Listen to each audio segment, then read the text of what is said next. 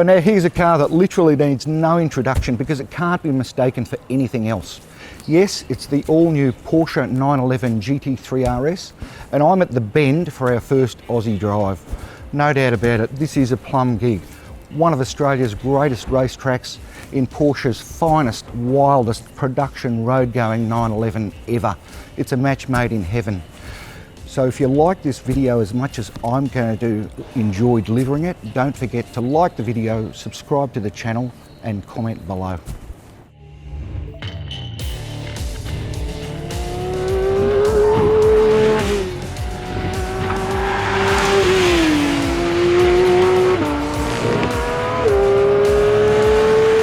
No, the latest version of the world's most popular street legal race car is not for the faint-hearted. And if you're not already in the queue, then forget it, because the latest GT3 RS was sold out even before the car's world debut in August 2022. That's despite a price tag of more than $500,000 before options, making the RS over $120,000 pricier than the standard 992 series GT3 launched in 2021, and just $1,100 cheaper than the 911 Turbo S flagship. No, there's no massive power upgrade thanks to emission regulations here, but there are new camshafts for Porsche's big bore 4-litre naturally aspirated boxer 6, and that does increase power by 11 kilowatts over the standard GT3 at the expense of 5 Nm of torque. Matched as standard to a 7-speed dual clutch PDK auto and slightly taller final drive gearing, the result is 0 to 100 acceleration in just 3.2 seconds and a top speed of 296 kilometres an hour. But as always, the RS is less about straight line speed than cutting weight and adding downforce to improve cornering performance. To that end, there's a gobsmacking bespoke aero package that generates more than 400 kilos of downforce at 200 k's and over 800 kilos at top speed.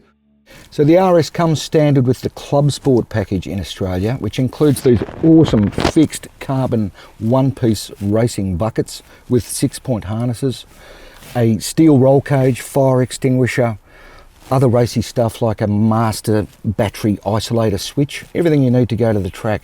But spend another 76 grand for the Vice-Arc pack and you'll get a world first carbon FIA approved roll cage, Racetech's fake suede all over the place, aerodynamic front suspension, chassis components, and visible carbon roof, bonnet and front wings. Pretty damn special.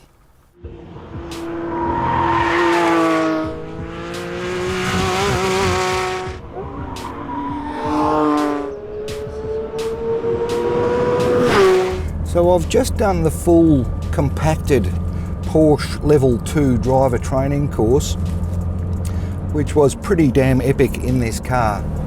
So I'm just going out without helmet to do a reasonably quickish lap so you can hear what's going on, because it's a pretty loud car. It's not all about the power. Yes, there's a few extra kilowatts, new camshafts, slightly less torque, but anyone who's driven a GT3 RS before will not be amazed by the power here. The 7-speed PDK offers lightning quick upshifts and downshifts. The pedals feel phenomenal, especially the magnet tech in the Vice-Arc pack. But this car is all about the downforce. And there's no better illustration of that at the Bend than turn 5. A really fast left-hand sweeper heading downhill. I guess you could call it the Eau Rouge of the Bend. And it requires ultimate commitment.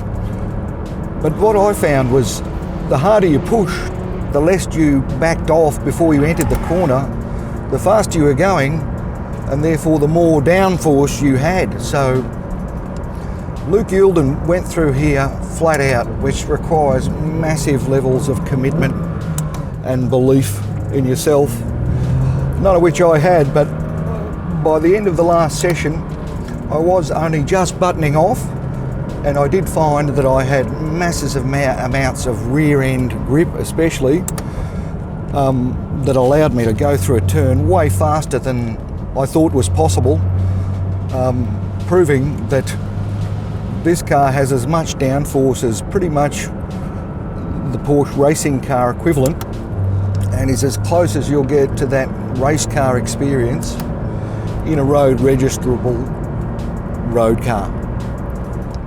Porsche says it focused not on increasing power but aerodynamics to narrow the gap between road car and race car for this new RS. But the big bore naturally aspirated Boxer 6 still sings all the way to a 9,000 RPM red zone, and it sounds glorious doing so. All of the rear engine 911 handling traits are here. Brake deep into turns to transfer as much weight and grip onto the front tyres as possible. Then get on the gas early to maximise all the weight over the rear axle. Of course, you've got to reset your brain and trust the downforce to help you manage all that at the higher speeds involved here. But making it easier is anti-dive tech from the GT3's new double wishbone front end to reduce pitch under brakes, and there's also noticeable downforce help from anything above 100 or 110 k's an hour. If you get it right, it'll be one of the most satisfying things you'll ever do in a car. So it's not quite a Carrera Cup car with lights, but it is actually more expensive, just as powerful, and generates as much downforce as a GTE Le Mans car. There's no doubt you've got to be able to drive to extract the most of that out of this car. You've got to be able to afford it. But if you can do both of those two things, this car is a guaranteed future classic and one of the world's greatest track cars ever made.